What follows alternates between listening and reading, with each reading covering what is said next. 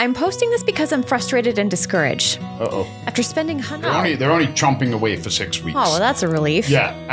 And then they cocoon, they turn into the moth, and the moth is relatively short-lived. I think the moth... And I love this. I think I'm going to cry. And they have squirrels and crows or magpies destroying their bird feeders. So they put an area up for them elsewhere. They're like... I have been seeing huge collections of caterpillars on my trees, and I'm not sure if I should be doing something to shoo them away. BTK is it's actually a organic. It's a... Big time... Big time killer. No, is that what it stands for? The Helpful Gardeners, the podcast that digs into the buzziest plant trends and news you need to know, regardless of your growing zone. Colin is a skilled horticulturist with decades of growing experience across Canada. Brandi is the greenest of green thumbs with a love of asking questions. Welcome to our Garden Nook. Hey, before we start the podcast, can I show you something? Yeah, what's going on? So I'm super excited. Look at this. Look at this. It's continuing. Look at this. What's going on? So this is new. Well, sorry, I'm excited. It's not new. This is a fertilizer I used to use back in Quebec. Fafard. It's killer. So this was on the East Coast. Yeah. I don't know how old it is, but I was using it 30 years ago. It's organic. It's made from chicken manure. I love this one at Urban Gardener. This is for balcony growers, small space. No You don't need a way. huge amount of fertilizer, but it's literally... Are you serious? So you can salt bay it. That's so cool. Okay. Brand new into the West. Yeah. And I think all the people that came from Quebec and Ontario, when they see this, they're going to be as excited as I am. Yeah, no doubt. You know, I'm looking at it and I feel like when it tells you on the front of the bag, this is for vegetable gardens. Yep. It's not like we're trying to make you guess what this is for. Like if you were growing a specific thing, then you know, okay, I need to look for this specific fertilizer. What's that one again? That one is the all-purpose. So the base fertilizer in it is chicken manure and it's organic. Oh, you're kidding. We have all of these in store. All of them. We've got different size flowers. We have the Urban Gardener. We've got the all-purpose. And family-owned business. They focused on the East Coast where they were from, and now they're finally expanding, and I genuinely couldn't be happier. Oh, that's so cool. Okay, well, I'm going to go take a look downstairs in the greenhouse then and grab some fertilizer. When you garden this, yeah, you got a new fertilizer. Yeah, okay, Fafard. Fafard. Oh, I like it. Colin, we got an email, and I love this. I think I'm going to cry. I have to admit, you know, we get a lot of great questions in our inbox, and every Wednesday we love answering your questions. And we also love those ones that just touch our hearts and make us feel like all the little butterflies inside. Yep. And I want to share with you an email from Sheena today, who is a longtime listener and fan of the pod. Hi, Sheena. Hi, Sheena. Thank you so much for your support. We appreciate you. I just wanted to say I really appreciate the podcast. So much of what's out there feels heavy right now. And I love how yours is light, funny, and consistently leaves me smiling. Being local is an added bonus. On a personal note, I hosted a small mother-daughter art gathering in my home last night where we made pressed flower journals using flowers I'd been collecting over the past month. It was such a meaningful evening and honestly felt like a bit of a soft launch into something I've been wanting to build, more community-based mobile art workshops. Thank you so much for your time and for the joy you bring to your listeners. Sheena. Well, thank you for taking the time to write that. Wow. Like this just touched my heart in such a deep and profound way because, you know, we do this primarily as a way to have fun and reach people and most importantly is to make gardening accessible for everyone. I feel like, you know, in the gardening community, there's a lot of support, but there can also be a lot of judgment at times. And sometimes you feel like, you know, you can't garden and there's some things keep going wrong or people, you know, might want to like judge you on your choices. Or you're embarrassed to ask a question. Exactly. You don't know what you can grow. You don't know how to grow it. So it makes an impact on us in a big way. 100%, because you don't really appreciate what goes into something when all you see is like the glossy version. Yes. And you do an amazing job of the editing and tweaking it and it looks fantastic. in the spring right now, we're so busy and it's like, we have to carve out this time. You know, for me, it doesn't matter if it's an audience of 1 or an audience of 100,000. You give everything you've got because it's not about the audience. It's about why are you doing it? Exactly. So getting that, a sense of validation, but it's more a sense of like, did we help somebody? Yeah. Yes. And it's also a little scary, if I'm honest, to be like, there's people actually listening. Like I thought we were just hanging out, Colin, in our studio. But, you know, Sheena, thank you so much for being a listener. And I hope that maybe we can team up in the next little bit and maybe start offering some of your workshops in our garden center at Golden Acre. Yeah, for sure. I also want to go to the forum and just chat about this interesting idea of making a bouquet from your small garden. You know, I think we've talked about this in the past, but I'll pop up a picture here. Zhu posted a picture of this beautiful assortment of flowers that they picked from their garden. There's peony and lilac and brought them inside to enjoy. And I think it's so fun and an idea that I kind of just want to like say, hey, this is an option. You know, you can enjoy your flowers outside and that's amazing. But it's also really fun to pick a few and then enjoy them inside or give them away as gifts or spread the love. Jenny did that last year. I can't remember what she was doing. She was giving a couple of people, like family members, some gifts. No occasion, just gifting stuff. And she went out into our garden and she cut some flowers and she made these tiny, tiny, like little bouquets. And then she put a ribbon around them and tied them on the gift. And then she got hit with, I think all of us can relate to this.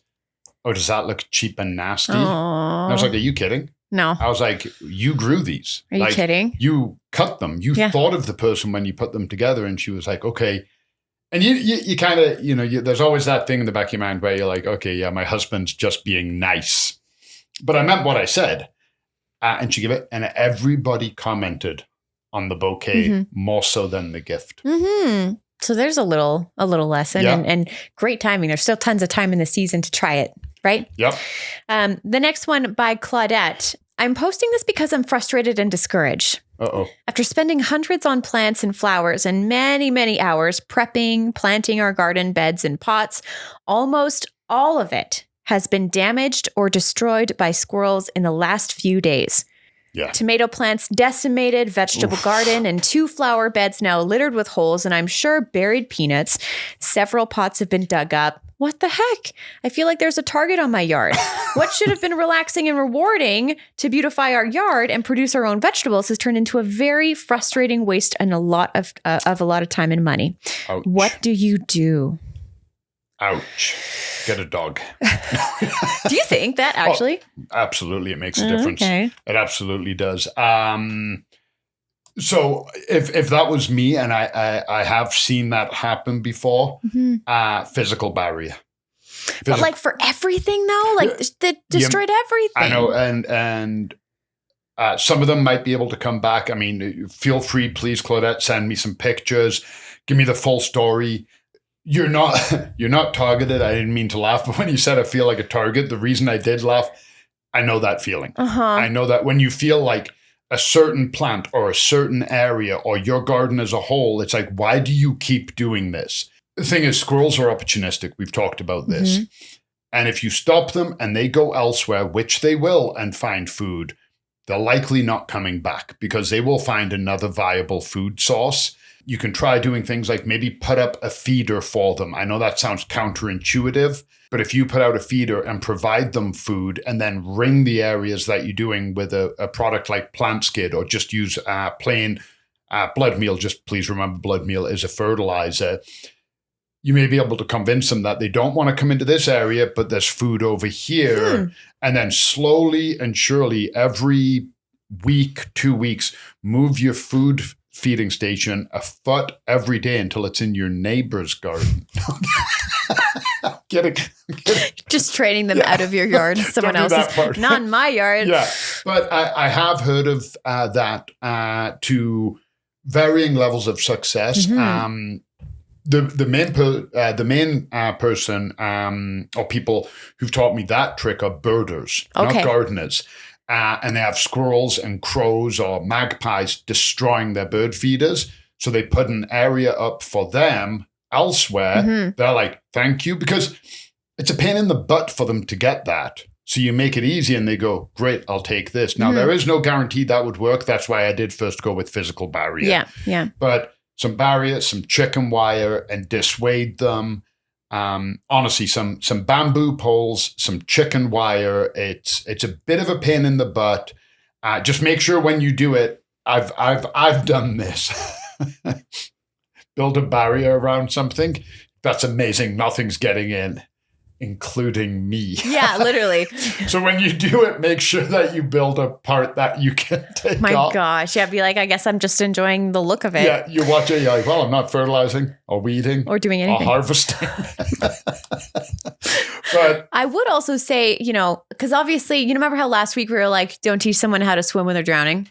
So yes, that would be a great thing for next year, because obviously their garden is decimated. So at this point in the season, we're at the beginning of end of June. Yeah. So, there's still some things that you can start. I feel like a lot of, and I don't know where they're located in Canada. Like some places have garden centers going until the end of August or whatever, right? But some garden centers, at least here in Alberta, a lot of the vegetable selection has gone down a lot. Yep. As far as seed goes, you can still do some of the more cold hardier ones like radish or lettuce. You've told me this. Yeah, quick ones. I've my succession planting of my kale is already germinating. There you go. So my other kale is 8 inches, 9 inches, and my other ones just broke the surface. Perfect. So you can do that. Yep. And then also start looking around at some of your garden centers for some sales coming up. Because one thing that I noticed here at Golden Acre is, at least here in Calgary, we have been hearing a lot of stories of people losing a lot of their plants to the weather. Whether we had a big hailstorm and then on the other side of it, it just got super dry. Some people have to start from scratch and they've had a hailstorm and their entire pot is done. But we have so many planters that have been built here in store. So then you can do that. You can start from scratch. If you can, if you want to, or maybe you've stripped everything out, I get it. I can be like that with things where I'm like, I'm done. Yeah. And I just pack everything up and I stomp my feet. And that is 100% valid. I get it. If you haven't done that, what you're looking at, you may see decimated. If you send me a picture, I can tell you plants are hella resilient. They want to grow. Yeah. Maybe the squirrels did some damage, but maybe that plant you have had enough strength that it's able to come back and you still can get enjoyment out of it. And then the last question comes from Paul. Bug warning. If you're squeamish about bugs. Is this a bug trigger warning? Yeah, we're not showing any pictures or anything, but maybe this will make your skin crawl a little bit. Hi, I have a problem in my garden that's making my skin crawl. I have been seeing huge collections of caterpillars on my trees, and I'm not sure if I should be doing something to shoo them away or if I should just let them be. I love supporting butterflies, but this is creeping me out. Paul. I get it. Yeah, I've seen them in Calgary, like some of the infestations, and it looks kind of creepy. Yeah, they're tent caterpillars. Tent caterpillars. Yep, and they're not butterflies, they're moths. Oh, yeah. Plot twist. Yeah. I didn't know that. Yeah. Which are big ones? No, they're the little one? The very plain brown. It's got like one kind of beige stripe on the wings. Oh, yeah. So what you'll see if you see the caterpillar, I've got them in my yard, Paul. So don't show. You do? Yeah, but I took photos of them and pet them and everything's welcome in my garden. Okay. Years ago, the first time I saw them when I learned what they were was actually back in New Brunswick. They come out in the spring and they will decimate a tree. Nothing to worry about. Okay. Most established trees can take it. It's a natural cycle. They're literally part of the ecosystem. These aren't an invasive species. They're not going to take over. And what will happen is what normally does is we get an influx of them, and then the things that eat them, they get an influx, they knock them back, and the cycle continues. Got it. Okay. Big trees, they'll normally get decimated. They've got enough strength. They just put out a second flush of leaves. They're only active, I think, for like 6 weeks.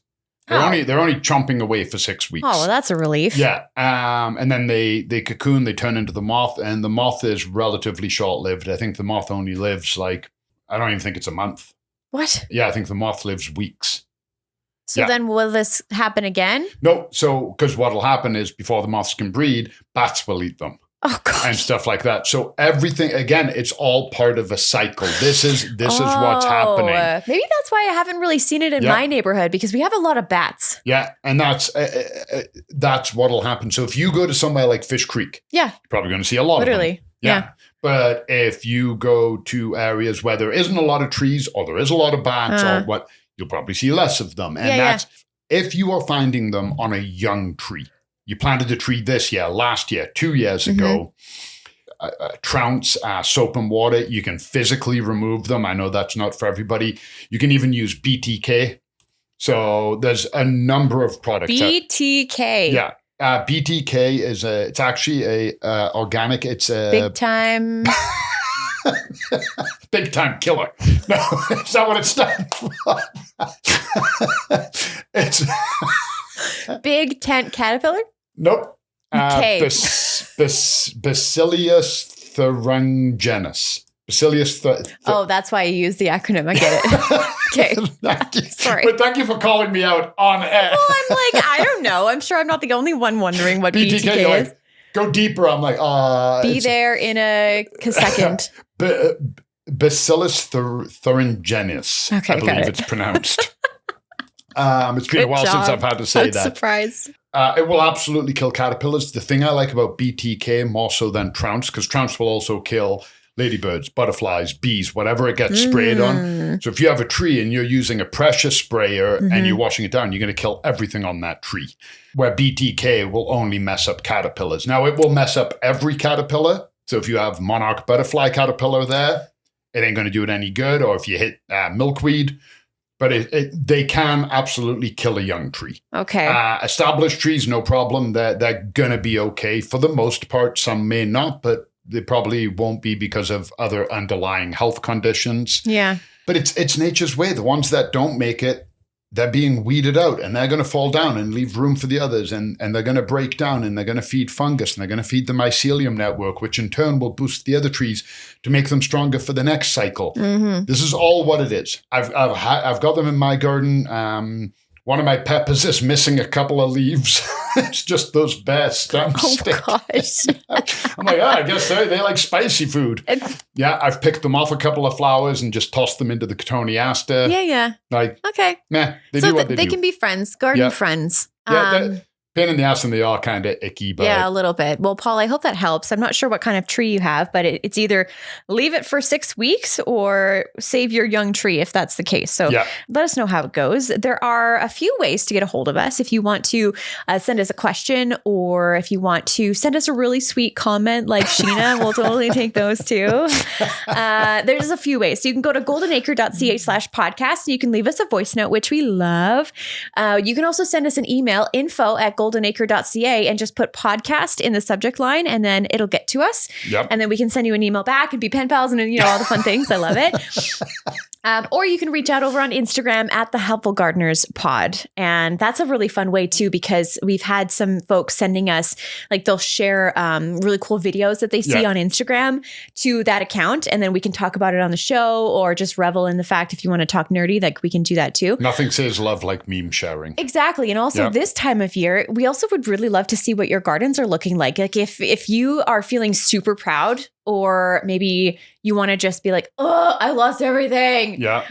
We'll also take those as well. So we'll pat you on the back and we'll stomp our feet with you. Exactly. Yep. So send that in time for next Wednesday, and then we'll get to it. In the meantime, we'll see you on Friday.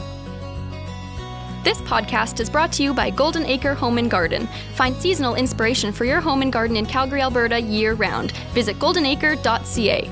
The comments and opinions expressed by the Helpful Gardeners on this show are our own and do not necessarily reflect the views of Golden Acre Home and Garden. For more information on everything we covered today and to leave us a voice note, visit goldenacre.ca/podcast. The Helpful Gardeners are on Instagram at The Helpful Gardeners Pod. Keep on growing, gardeners!